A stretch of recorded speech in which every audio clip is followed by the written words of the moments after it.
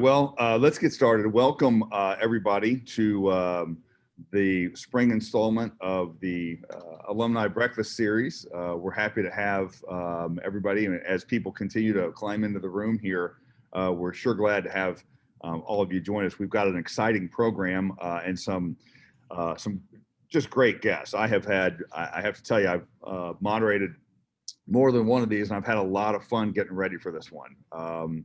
Talking to our guests and talking about their experiences, it could have occupied a lot of hours, so I think everybody's going to enjoy this a great deal. As we usually do, let's begin our breakfast series with a prayer in the name of the Father and of the Son and of the Holy Spirit. This is the prayer of St. Ignatius. Take, Lord, receive all my liberty, my memory, my understanding, my whole will, all that I have and all that I possess. You gave it all to me, Lord. I give it all back to you. Do with it as you will, according to your good pleasure. Give me your love and your grace, for with this I have all that I need. Amen. Amen. Father and the Son and the Holy Spirit. Well, our first guest today, our first panelists, and just by way of forecast here, we're going to talk to each one of our four guests, leave some space at the end for any questions you may have that we'll put to our panelists, and then obviously, as we always do, we want to hear from Dave Laughlin, who will have a few Hawklet talking points toward the end. So our first panelist is Eric Berg. Eric Berg is in his 40th year, as he just reminded me, at Rockhurst High School, and has for 39 of those years has been a coach. He is now the chair of the Faculty Development Committee.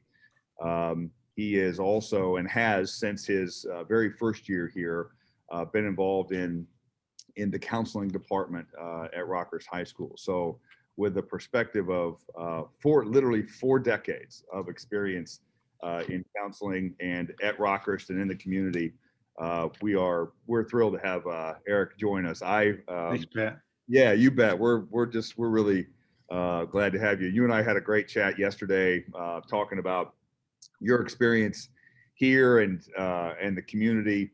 So I thought we might start for a few minutes anyway, and talk about the role that you've played over, as I said, a lot of years in the counseling department here at Rockhurst, and I want to ask you a little bit about all those years, but also the last 12 months and what these last 12 months have taught us, and hopefully what we've learned about different ways, all of us, but particularly those of you in the counseling department, have tried to care for people here at Rockhurst, care for students, care for Rockhurst community members. Yeah.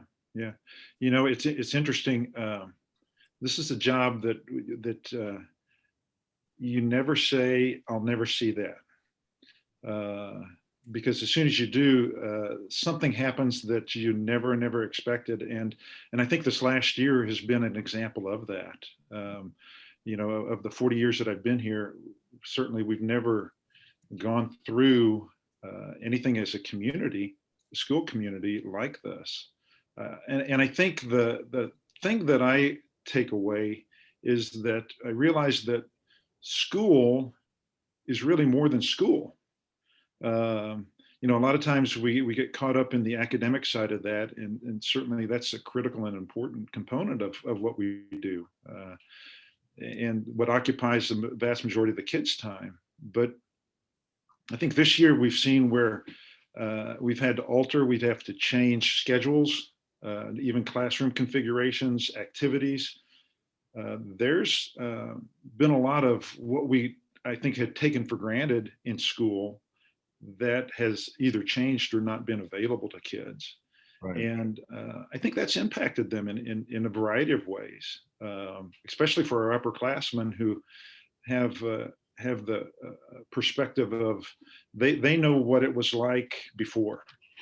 For the younger guys, this is all they know, and so maybe that transition and adjustment hasn't been as challenging. But yeah, it's recognizing that even things like lunch, sitting down and talking with your friends and sharing that time, that's changed. And again, you take that for granted. That's just the way it always is. Well, no, it hasn't been. And that social aspect of school, kids are more isolated, and I think have to make more of an effort to interact. So, you and I were talking yesterday. One of the kind of key elements of the counseling effort here at Rockhurst and the nature of what you do is person-to-person contact, is Right. knowing what's going on in a certain student's life and what students are doing in the way of struggles, in the way of challenges that they have. How did you and how did your colleagues over the last 12 months manage the absence of that sort of contact? Was there a virtual solution to it that was enough, or tell us a little bit about how you? Yeah, we tried to utilize every facet that we could. Fortunately, because we've been in person, we've had access to guys, the vast majority of guys, and so we can interact one-on-one with them. I think you ask, how do you reach out and how do you identify those kids that are in need?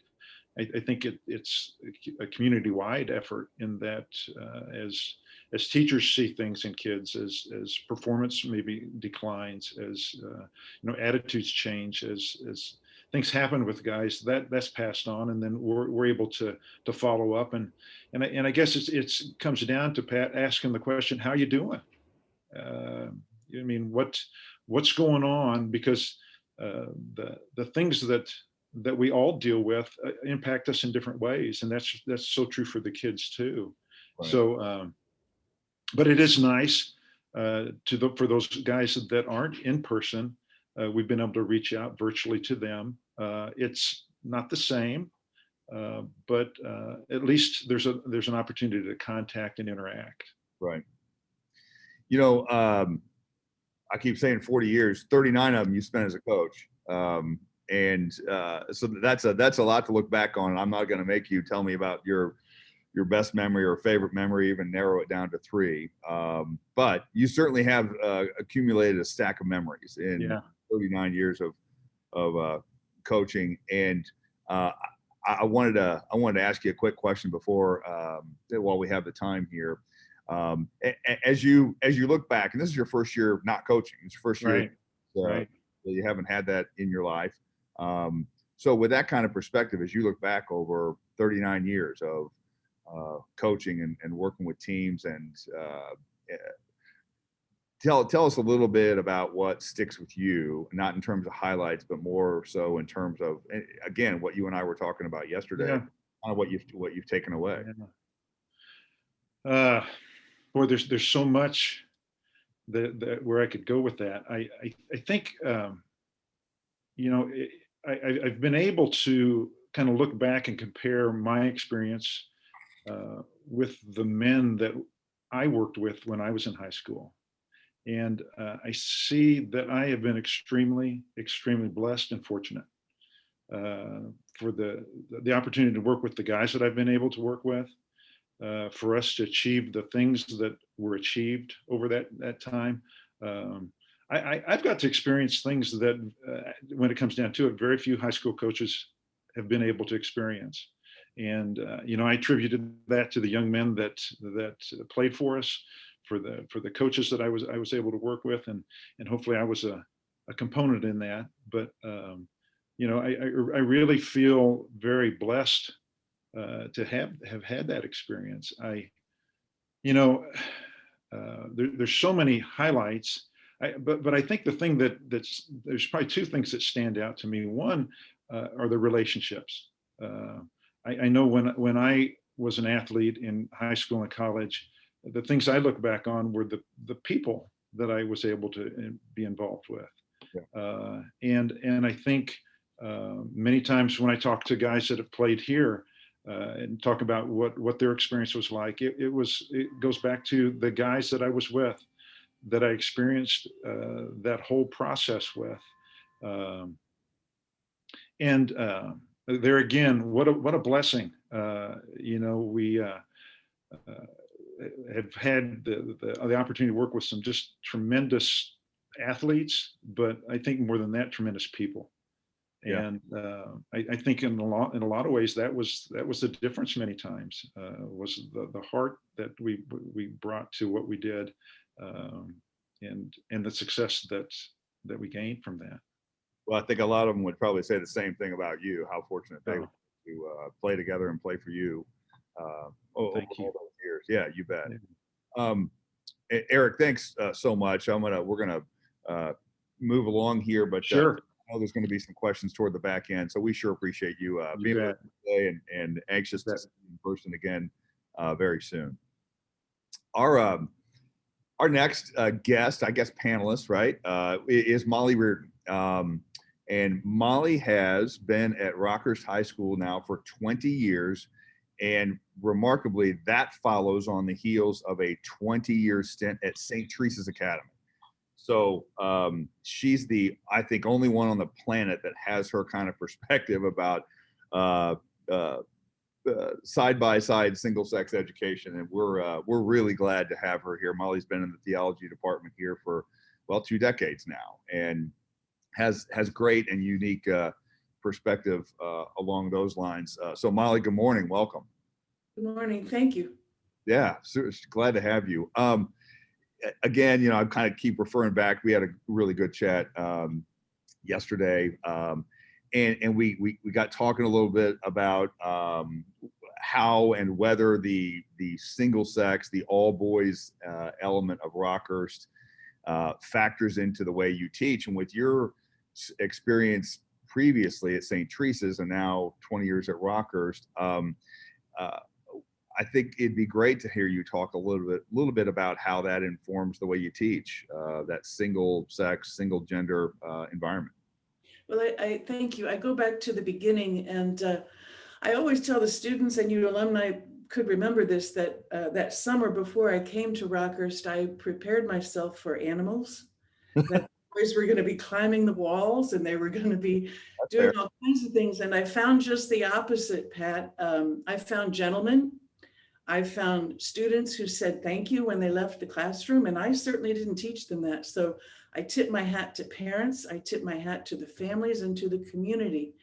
The other advantage I think that we have here at Rockhurst is Rockhurst standing in the community is a fine one. And when students come to Rockhurst, they know they're stepping into a tradition that is filled with excellent expectations. And so the messing around certainly happens, but they know that they are there in the classroom with their friends and colleagues to learn. That is a huge advantage teaching, particularly with the single sex. They know they are there to do the best they can, and it is my job to help them achieve that. And the best is endless. So sort of along those lines, we talk a lot about and hear a lot about religion and spirituality separately discussed and as two distinct elements. So, from where you sit and doing what you do for as long as you've done it, what do you think the bigger challenge is today? Is it religion or is it spirituality? I take my cues from our leader, Pope Francis, who has told us to work towards being both and in a world that is either or. And so I think when I think of spirituality and I think of religion, I think let's work together. And the Catholic Church certainly has its concerns, but the Catholic Church does a lot of things quite well. And so talking about those things in class, allowing students to ask questions, I think as alumni, parents, when your child, your son or daughter asks questions, that's a very good thing. It's a very good conversation to have. And if you're not getting them at home, they are asking them here at school. They ask a lot of whys, and they ask a lot of where does this come from? And the tradition of the Catholic Church is so rich. It does not propose to have all the answers, but it has such a positive direction rooted in the Eucharist with Jesus Christ that is an easy segue to walk into that. So along those same lines, Molly, as a theology teacher, there's obviously discussion of scriptural and scriptural development at the same time as there's discussion about historical development. As a theology teacher, how do you blend, or how do you find relationship between the historical elements of theology consistent with the spiritual formation that you focus on? Thank you. I do think that there is a natural progression of a history that is well over 2,000 years. And so the natural progression comes from students when maybe in grade school or the younger grades, let's take the sacraments or scripture, they learn what they are and perhaps even memorize them and spill them back. But once they get to high school, I think it's time to go a little bit deeper and to bring those things to life in our current world. So when we look at the sacraments or we look at scripture, we can't look at it just in the context historically. We have to get to the current, what they are concerned with. So when we look at something like the Eucharist, which is the sacrament that Jesus left us with, how has that changed? How has that impacted lives historically and currently? And, for some parents, that is not a conversation that you have, but it is a conversation that we have. When we deal with issues, current issues, the difficult issues in the Catholic Church, the controversial ones, we look historically at being rooted in natural law, and that is such a solid foundation for the church's stand on, and then fill in the blank with the issues that we talk about, which are a concern to our students. Why does the Catholic Church have such a stand that might be counterculture? Well, there's a good reason for it, and there's a good reason to push the understanding with the students. Right. So you wear a bunch of different hats. You mentioned early on about Rockhurst's place in the community and the sort of brand, I hesitate to use that word, but the brand that Rockhurst has in the community. You are married to an alumnus. You have had 2 sons go through Rockhurst.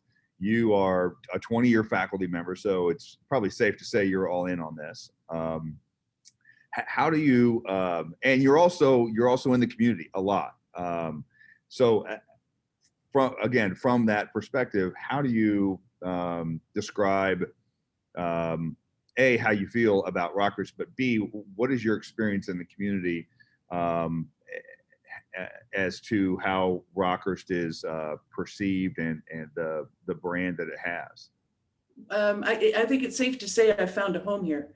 It is a wonderful group of people to work with, and the students that we have. Part of my daily necessity is to laugh every day, and the students keep me laughing. So that's very important. But out in the community, I think it is important to understand a Jesuit tradition where education comes first. And that is very real here at school and in the community. And I think that's why this school is so successful, to explain that to someone that, yes, we have a lot of national merit scholars. We have a lot of victories on the fields, but in our community, education comes first. And that, I think, leads to a great future for the students. It certainly has in my family. And I appreciate that. I appreciate the discipline that is inherent in that excellence. And I I cannot fathom that ever changing here at Rockhurst, which I think for alum, that has to be a comfort. Yeah, no, certainly. We've seen that on the alumni board with a really a surge in activity and a surge in involvement. We're the beneficiaries of that too. So, Molly, final word here, and not a quick subject, but how has the pandemic, from your perspective, impacted students and their own spirituality? Well, last spring when all this started, I kind of thought about, okay, God, what are we doing here? What are we supposed to do? Are we now going to be reduced to these little squares and talk to one another this way? And the echo that came back was, God is laughing. He is saying, I give you this opportunity to figure out how to work together. And let's work together in whatever branch you can and how you can. So students actually have led us quite a bit, I think, through technology, through their own needs. Simple thing, now that we have Zoom in the classroom and we're live, several students said they appreciated the class, but they would rather look at their classmates than look at me. Yes, so you turn the computer around. Those very simple things I think we need to listen to and move forward, because this could happen again, hopefully not, but I think we've learned a tremendous amount, and that I think helps students understand we're all in this together. Yeah, I would agree with you that certainly God is laughing.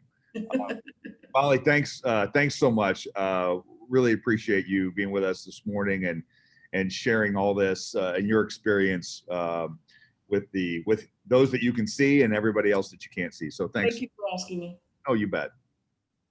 Our next panelist is Paul Winkeler.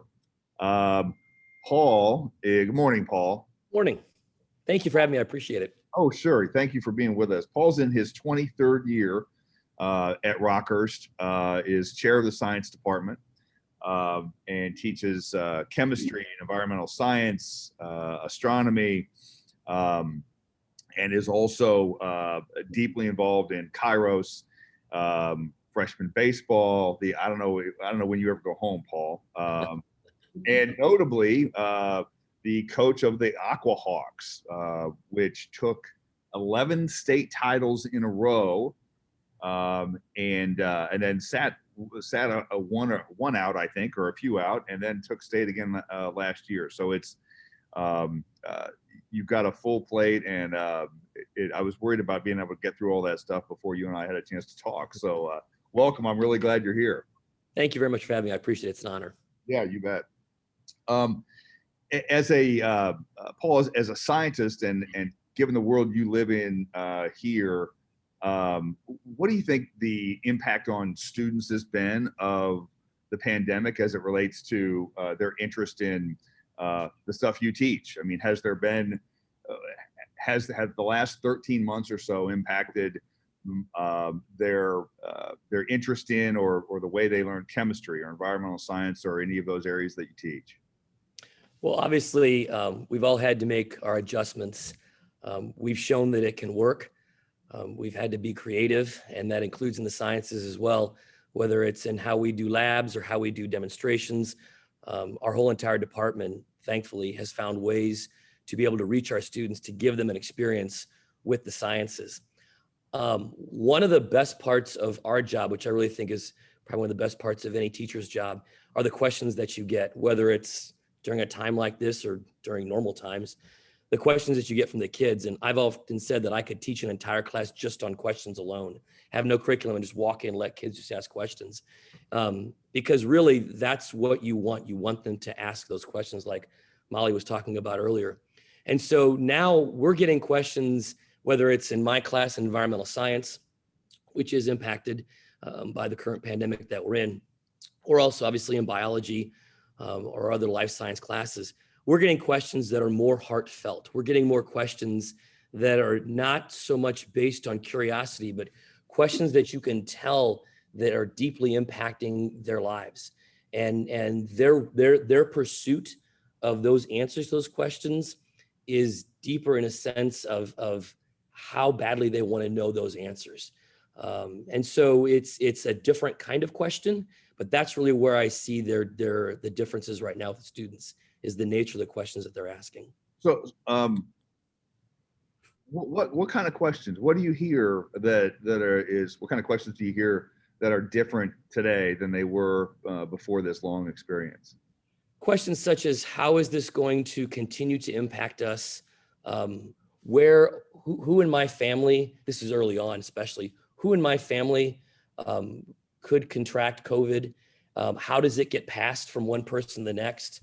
When students would ask questions about, if we're having a lesson on another type of virus, or maybe it's Ebola or something along those lines, there's that barrier where they would feel like, well, I probably won't get Ebola, or I probably won't get, something like this. But this is something very, very, very real for them, obviously. And we're far enough into this where I think everyone knows somebody who's been impacted by it in one way or another.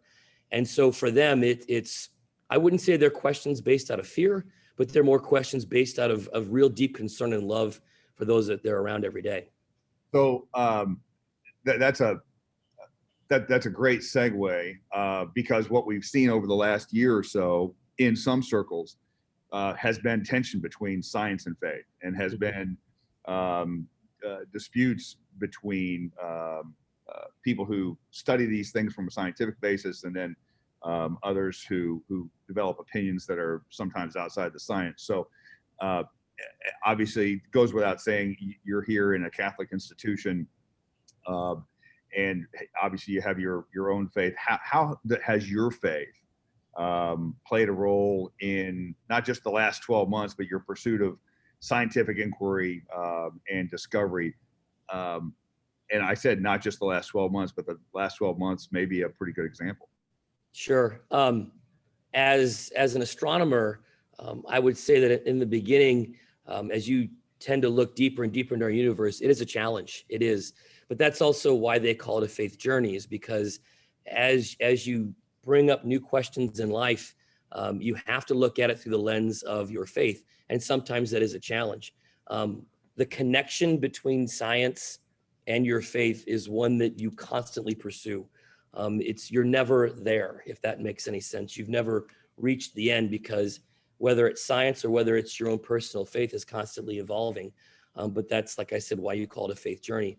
I can't turn off the fact that I'm a scientist, but I certainly cannot also turn off the fact that I'm a Catholic as well.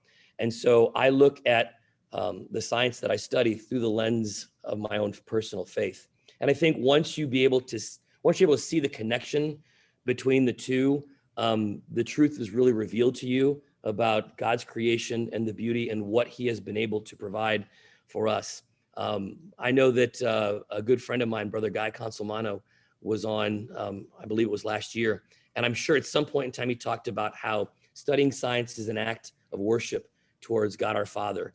And over several conversations with him over the years, that has really helped me out in my own faith journey of how do I find ways to marry these two important parts of my life, of my own personal faith and my relationship with Christ, as well as my job as a scientist as well.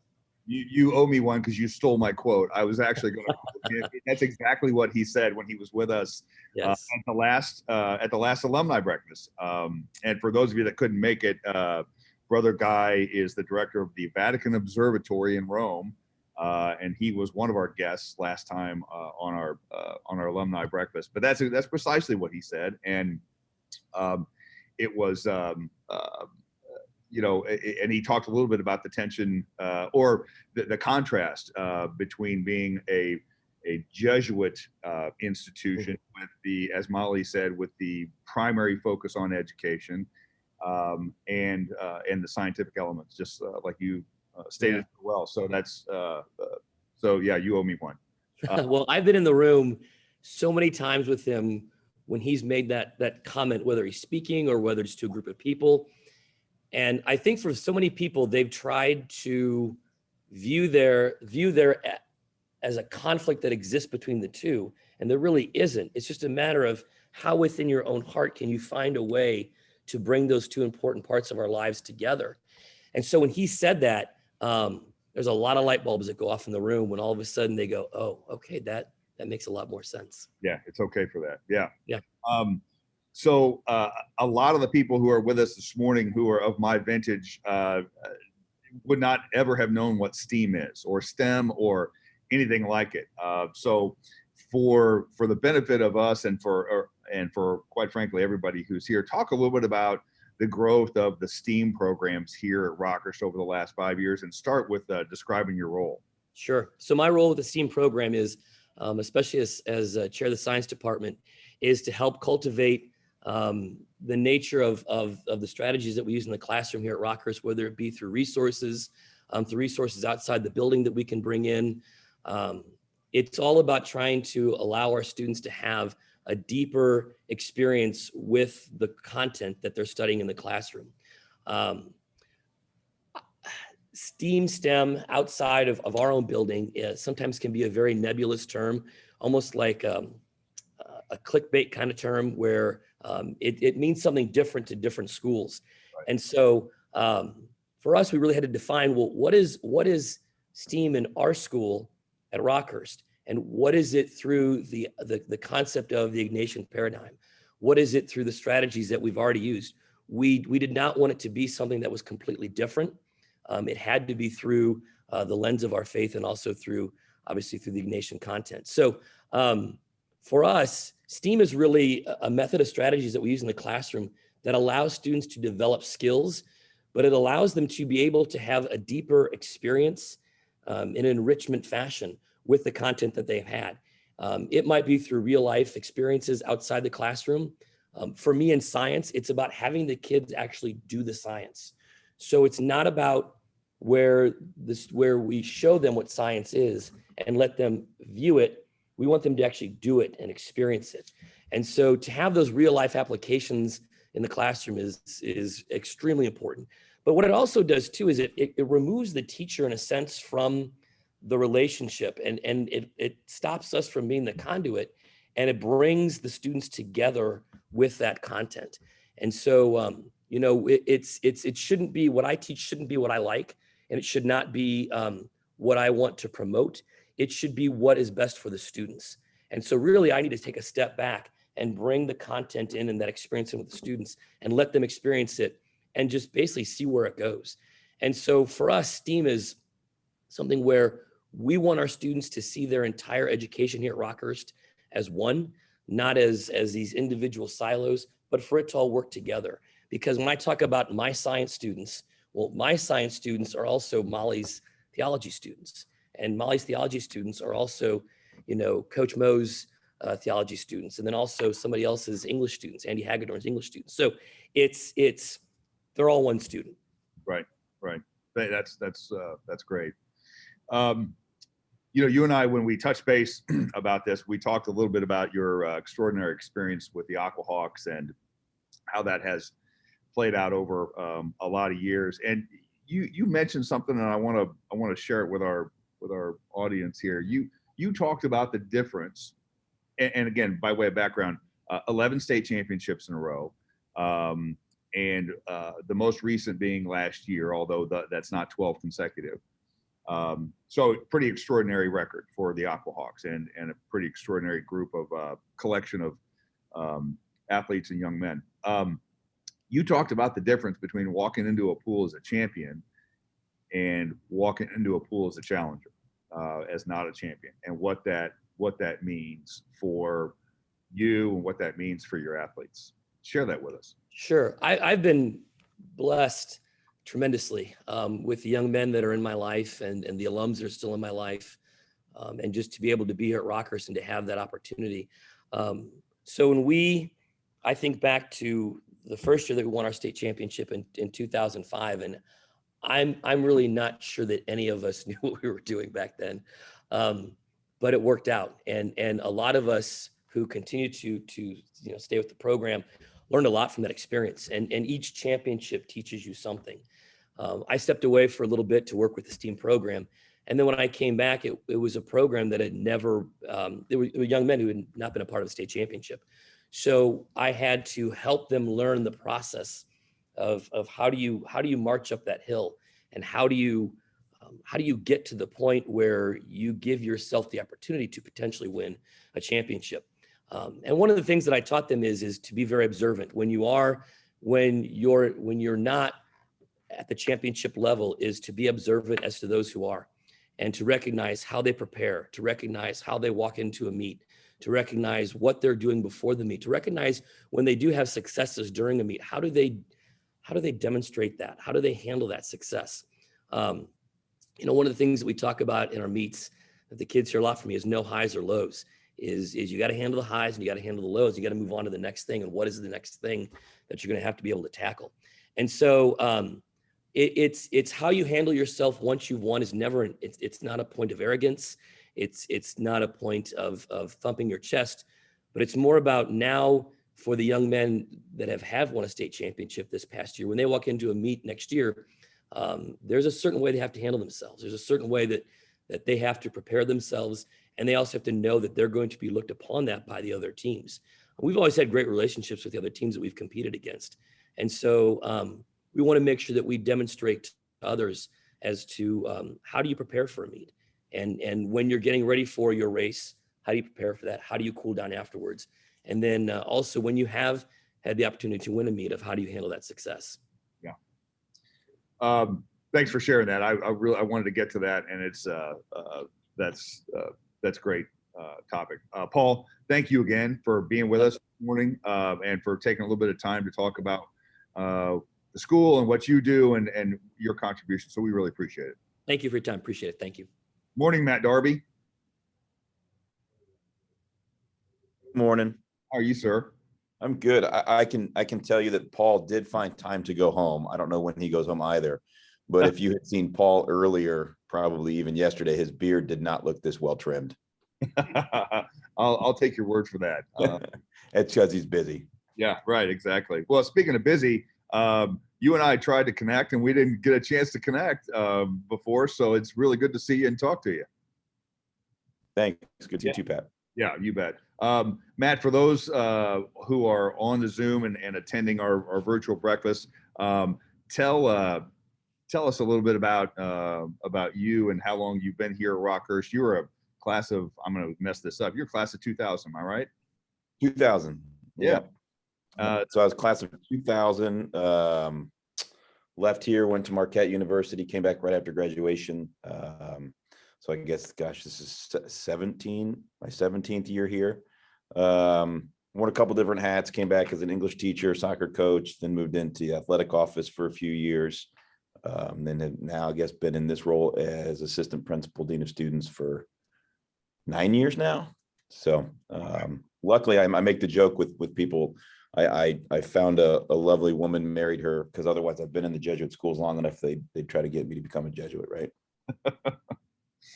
You, in addition to all that, and particularly as dean of students, you're also a member of the task force that put together the school's response to the pandemic. So really curious, tell us a little bit about that at the outset, how that went, and then how it evolved, how the task force has learned from the last year that'll continue to kind of drive the mission forward. Yeah, I mean, so it was Thursday, March 12th. Father Giacobazzi refers to it as trauma. It was the experience of getting together with the administration that day. And if everybody can remember back to that early March time where each day it seemed as if it was getting closer and closer to home. From a couple months earlier than that, it was this thing that people were joking about and comparing it to Corona Light and being on a beach somewhere, right? And it quickly came and descended upon us. And we had made the decision that day that we were going to announce to the kids that they were going to go home, have Friday off. Friday was going to be the last day before spring break. Told them to take their stuff with them because they'd be home for 2 weeks, and not knowing what it would look like after spring break. So be prepared for anything. Asked the kids on the announcements after prayer that day not to celebrate and high five each other through the hallway. They did because they're teenagers, and I would have too, because all they knew, they were getting 2 weeks of spring break. And right now, to a man, I'm sure every one of them would go back in time and have a week-long spring break if this never happened. but that happened, and that spring break, we met as an administration and figured out a way to come up with emergency remote learning for the rest of fourth quarter. And it was a blur, but we had a lot of good individuals working on that quarter to make it something that would be the best that we could present to our kids, especially our seniors.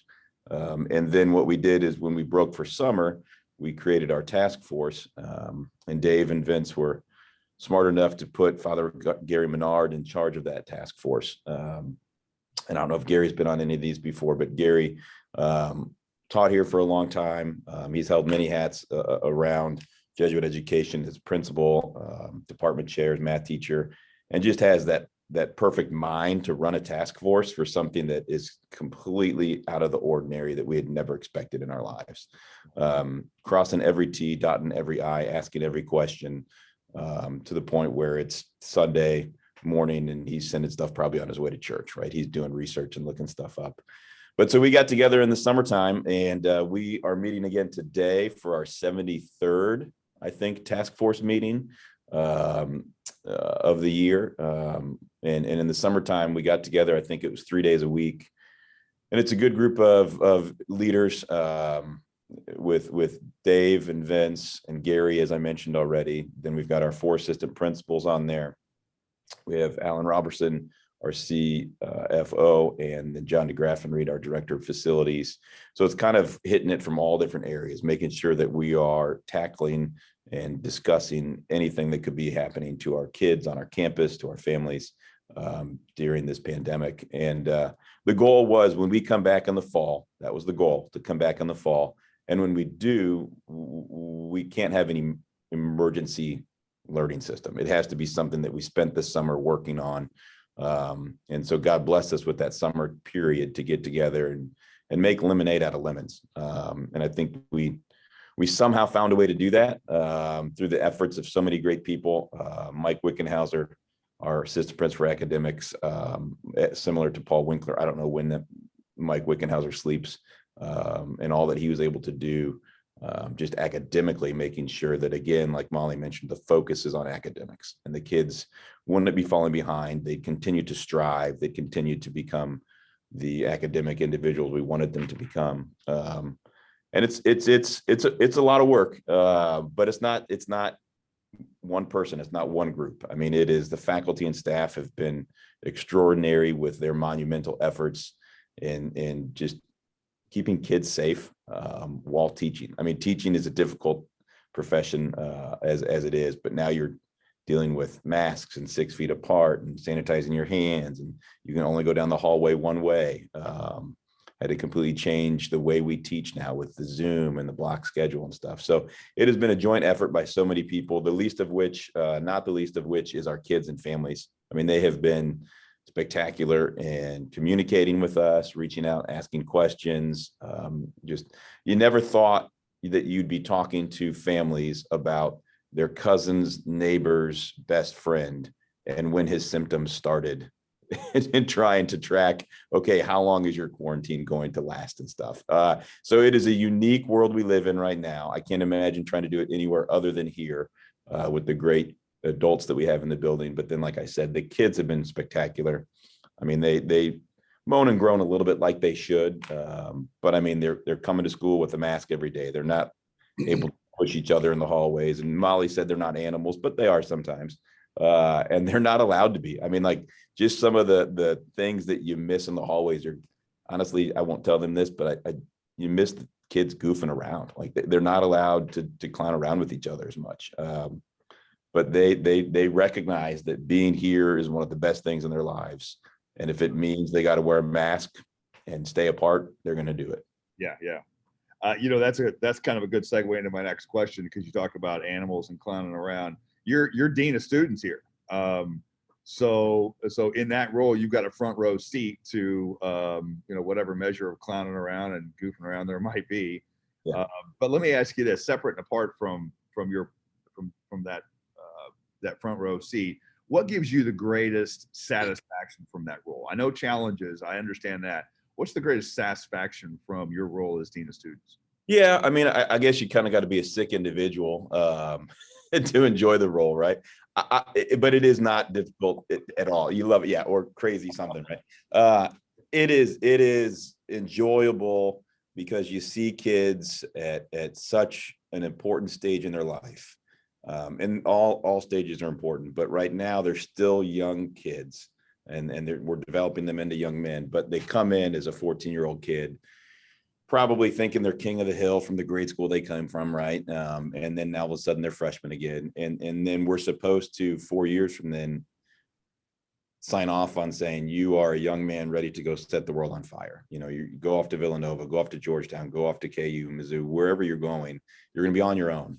And so this time period that we have them is such a unique time where, to be honest with you, in my role, if they mess up, they probably should be messing up, right? They should be making mistakes now so that they learn from those mistakes. So I think my greatest pleasure is just dealing with those young men and seeing their development and their growth and their understanding of little goofy freshmen to now I'm still maybe a goofy senior, but like I treat others with respect and I treat others with dignity.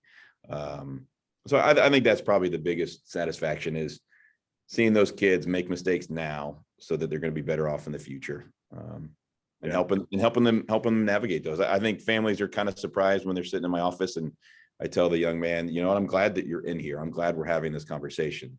I don't wish that you had done what you did, but you know what, if you're going to make that mistake, I'd rather you make it now, and we can talk about it in this room, and we can talk about it with mom and dad, so that you're going to be ready to go off to college and make better decisions when you don't have mom and dad here to help you, or you don't have certain teachers around to help you. Yeah. You know, we've got a couple minutes left. Matt, I'm not going to ask you who your favorite teacher was when you were here, because I know how long Berg's been here. I know how long Molly Reardon's been here. But let me ask you this. What was it about what you learned at Rockhurst that informed your decision to come back now for 17 years? Yeah, I mean, it would be difficult to do that, because it was really a combination of everybody, right? I mean, that made an impression on me and made an impression on everybody probably that's zooming in today, to help them become the men that they are today. And I am far from perfect. I am far from good, probably. But I would not be decent if it weren't for the individuals that helped me along the way at Rockhurst, from coaches to counselors to teachers, and just the relationships that you built with them, right? Like Andy Hagedorn.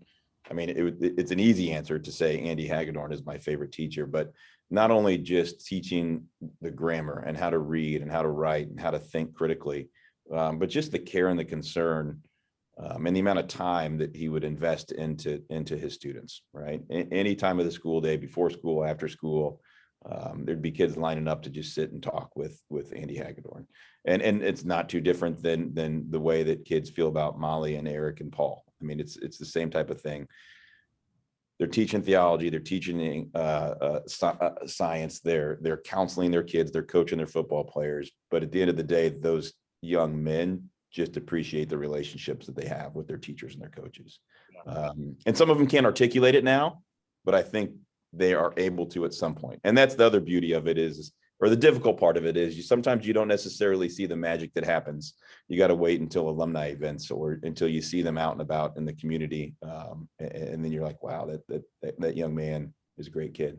You know, I you're spot on. I know that from my experience, and I also now hear it from firsthand from my son, who's 2 years out, who talks about the fact that it's virtually impossible to appreciate Rockhurst when you're at Rockhurst. And everybody makes a good effort, but the day you appreciate it the least is the day you walk out. Every day after that, it's more and more. So, well, and not to embarrass you, but one of the things about Jack too is, especially in our roles, you're so busy and there's so many things going on, and we expect so much of our kids. one of the greatest things that we experience is when we do see kids outside of school, right? And all the great stuff that they're doing in the community. And I love hearing stories of my neighbor or my cousin or different things about what great things kids are doing outside of school when nobody's even watching, right? And I remember one day when I was coaching at Scion, Jack was there with one of my players, and they were just doing some conditioning in the off season, and just seeing that, helping somebody and just having relationships and being a fine young man, even when nobody's watching, is just music to our ears and makes everything worthwhile. Well, look, thanks for taking the time this morning, and really appreciate your insight and obviously your service, as I do everybody. I promised everybody that I'd leave a little space for questions. There's not a whole lot of questions, quite frankly, so I want to go to Dave Laughlin. Dave's got 5 minutes of Hawklet talking points for us, and then he'll keep me honest, and we'll get this done at 8:45. Dave, as always, thanks for being here and for your leadership and letting us put these things together. I'll turn it to you. Okay, well, thank you, Pat, and thanks to the Alumni Board working with Larry Freeman to put this panel today together. This is going to be the best part of my day. I already know it, just sitting and listening to these four people. So yeah, let me just say this, just my own quick reflection on listening to the panel this morning. Kudos to you, Pat, and the Alumni Board and Lawrence Freeman for inviting this group. I think they're representative really in a balanced way of kind of the holistic goals we have for Jesuit education. I mean, great intellectual formation. We've got our science department chair here, great faith formation, somebody like Molly, care of the person as an individual in terms of Eric and Matt, and their work, the rigor and the discipline of the school that Matt, helps young men learn how to become young men, responsible young men. And then people who in every quadrant are leading retreats, coaching sports, engaged in students' lives. And I think if in this recording of this morning's video, if people went back and really reflected on the comments of these four, just how focused they are on our students is what really is striking, to me, and not surprising. But I think it's part of what is representative of our great faculty and staff and administration, people who are formed, in our work, but who are very, very driven to help their students become the young men God is calling them to be. So I'm grateful to have been part of it. In terms of my talking points, I just put in the chat box for everybody. This is my evangelical moment. Bishop Robert Barron has a wonderful series called Word on Fire. And when he pilots videos, you can watch them free for 7 days, and then he tries to get you to pay a fee. So he just launched yesterday, The Life of St. Ignatius. And if you've never seen any of the Word on Fire's docuseries, I would say they're on par with like a Ken Burns production. They're very, very good. So The Life of St. Ignatius of Loyola is now out, and it's free for 6 more days if you go to that link. And I encourage everybody in this Easter season to go out and learn about our founder and listen to that. Great educators like on this panel this morning are just allowing our students in this most unusual year to continue to excel. So, I can always come to one of these with the most recent set of Hawklet talking points. And so here's just a couple of things to, know out in the community. We have had 43 students who are recognized in state band competitions recently. That was out on our social media yesterday. That's an incredible number of young people who've had to adapt in this year, but they're still being recognized at a state level, 43 of them. We've had 3 students qualify for national speech and debate.